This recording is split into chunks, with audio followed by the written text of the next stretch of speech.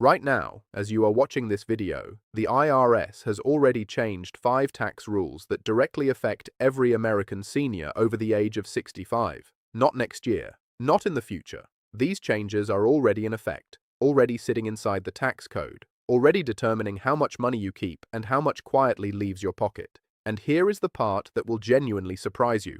Not one of these changes was announced on the news. Not one of them showed up in your mailbox. Not one of them came with a phone call from the IRS explaining that you now qualify for something new. That is not how this system works. The system changes the rules, and then it waits. It waits to see who figures it out and who keeps paying money they no longer owe. My name is Marcus Graves, and I have spent years doing one thing, finding the rules that have changed in your favor, and making sure you actually know about them. Stay with me for the next 15 minutes. Because I am going to walk you through all 5 of these changed rules one by one. I am going to tell you exactly what changed, exactly who it affects, and exactly what you need to do to make sure you are not leaving money on the table for a single day longer. Let us start with the one that is worth the most money to the most people. Rule number 1. And this one has the potential to be worth more to you than everything else on this list combined, depending on your income level.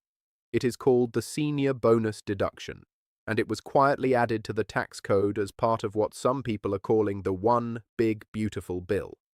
Here is what it actually means in plain language.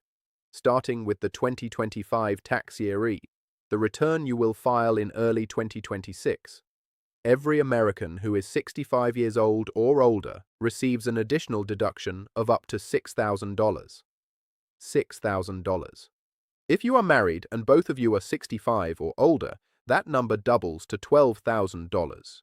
Now, here is the part that makes this genuinely powerful, and the part that most people completely miss when they first hear about it. This $6,000 deduction does not replace anything you already have. It does not cancel your standard deduction. It does not compete with the senior deduction that people over 65 have always been entitled to claim. It stacks on top of all of it. Every dollar of deduction you already had, this $6,000 sits right on top of it. And you do not have to itemize your taxes to get it. You do not have to give up anything else. You do not have to fill out a complicated extra form.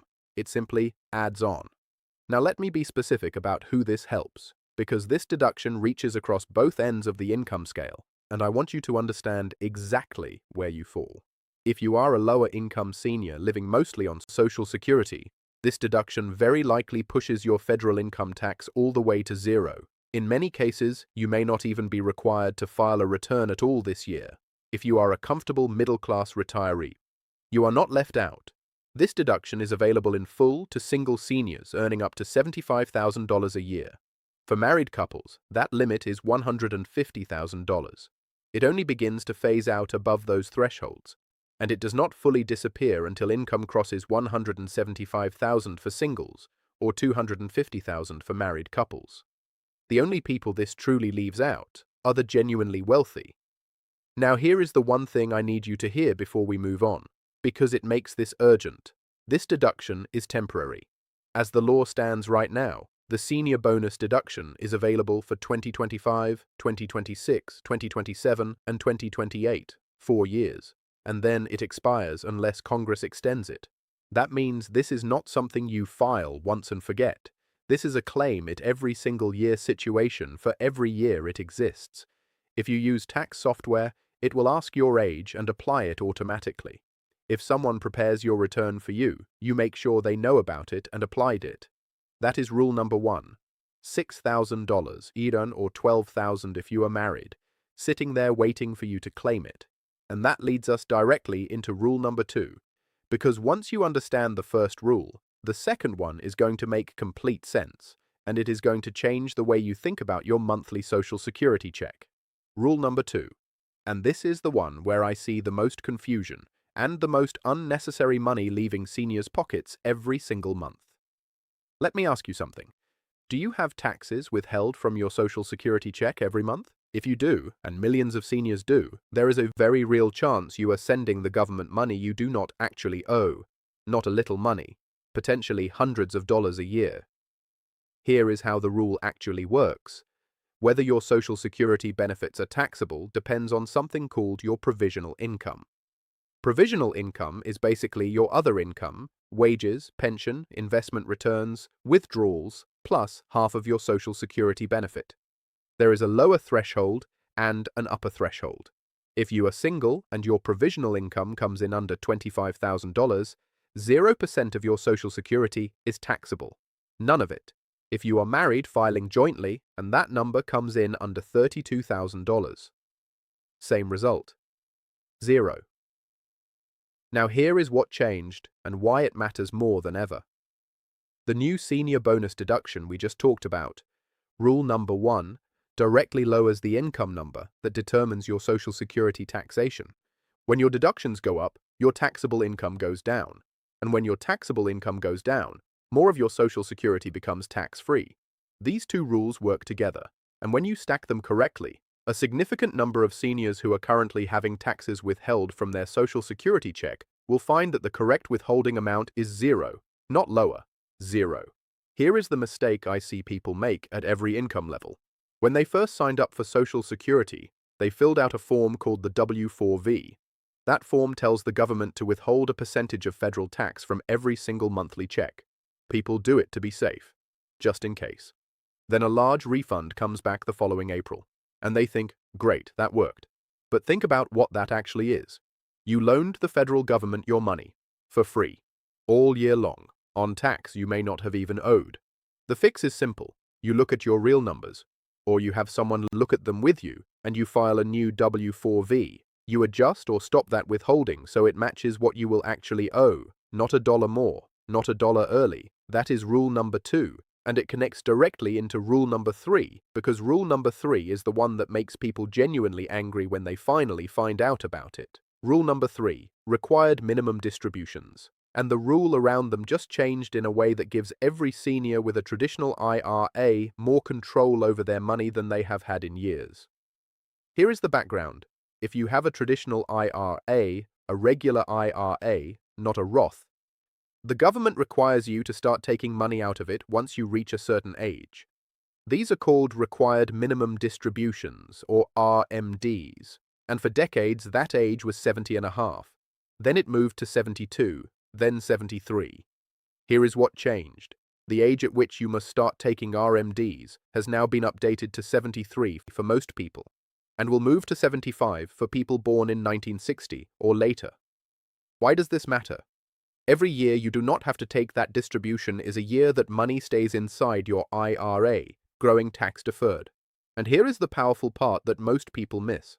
If you are in the years between retirement and when your RMDs kick in, those are often your lowest income years. Your salary is gone.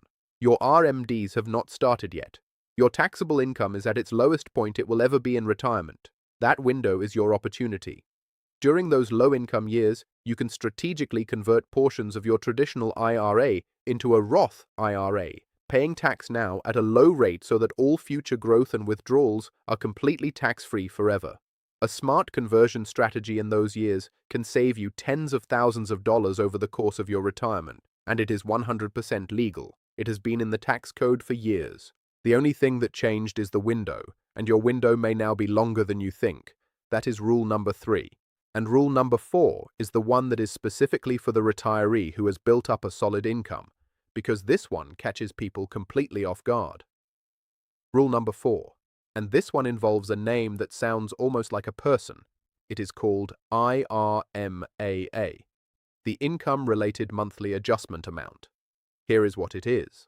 Once your income crosses certain thresholds, Medicare adds a surcharge on top of your Part B and Part D premiums every single month. This surcharge can add hundreds of dollars per month to what you are paying for Medicare. For 2026, the income thresholds where IRMAA kicks in have been adjusted, and for many retirees, those adjustments mean they now fall into a lower surcharge bracket than they did last year. Or in some cases, no surcharge bracket at all. But here is the trap inside the trap, and this is the part that I have personally seen cost retirees thousands of dollars. The income Medicare uses to calculate your surcharge is not this year's income. It is your tax return from 2 years ago. So here is what happens. You are 64 or 65, still working, earning a strong salary, then you retire. Your income drops sharply, But 2 years later, Medicare looks back at that old high-income return and hits you with a surcharge based on money you are no longer earning. People just pay it because it shows up as a quiet deduction from their Social Security check every month, and they assume it must be correct. It is not necessarily correct. And here is the rule that changed, and most people have absolutely no idea this exists. There is a form called the SSA 44. When you have experienced what the government calls a life-changing event, and retirement is specifically on that list, along with the death of a spouse, a divorce, or a significant drop in income, you can file that form. You show Medicare that your income has changed. They recalculate your premium based on your real current situation, not your income from 2 years ago. I have seen that single form return thousands of dollars per year to a retiree's pocket. Almost nobody files it because almost nobody knows it exists. If your income dropped significantly in the last 2 years, for any reason, look up Form SSA-44 today, not next month, today. That one form could be worth more than anything else on this entire list. That is rule number 4. And rule number 5 is the one that might surprise you the most because it is not about a deduction at all. Rule number 5. And this one is for anyone who has money sitting in a regular brokerage account, stocks, mutual funds, ETFs, that have gone up in value. Most people assume that when they sell those investments, they will pay capital gains tax, 15%, maybe 20%, and so they hold on, and hold on, and hold on, afraid to sell because of the tax bill. Here is the rule that most people outside of financial planning have never heard of. There is a 0% long-term capital gains bracket. When your taxable income is low enough, the federal tax on your long-term investment gains is not 15%. Not 20%. It is 0. For 2026, a married couple can have taxable income of up to approximately $96,000 and still pay absolutely nothing on long-term gains. For a single person, that line is around $48,000. And remember, that is taxable income, meaning after your deductions come out. So a couple bringing in well over $100,000 in total income can still drop into the 0% zone after the standard deduction and the new senior bonus deduction from rule number 1. They can sell appreciated investments, stocks that have been sitting there for years, going up in value, and pay 0 federal tax on every dollar of gain. Here is why the timing matters right now. The years right after you retire, before large required minimum distributions kick in, are often your lowest income years of retirement. That is your window. A smart retiree harvests gains during those years on purpose, completely tax-free, instead of letting everything pile up to be taxed at a higher rate later. This is not a loophole. This is not a trick. This is a bracket that Congress created specifically to benefit lower and middle-income taxpayers. You just have to know it exists to use it. And that is rule number 5. Now I want to give you one more thing before we close, because it ties all 5 rules together in the most practical way possible. Every year, millions of seniors walk into a storefront tax office or a big name chain and pay somewhere between $200 and $500 to have a fairly straightforward retirement return prepared. And a significant number of those people legally qualified to have that exact same return done for free by people that the IRS itself has trained and certified. There is a program built specifically for seniors called TCE, Tax Counseling for the Elderly.